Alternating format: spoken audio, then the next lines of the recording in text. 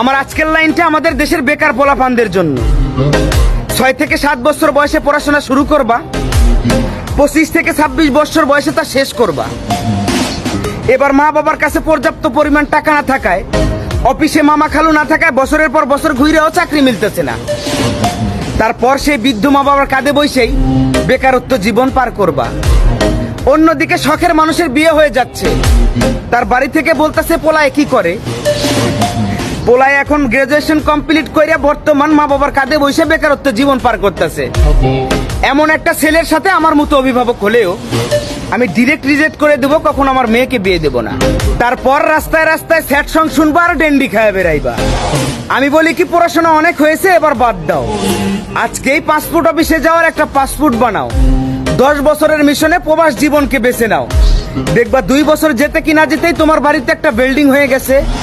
10 বছরের মিশন শেষ করতে ব্যাংকে মোটা অঙ্কের টাকাও হয়ে গেছে।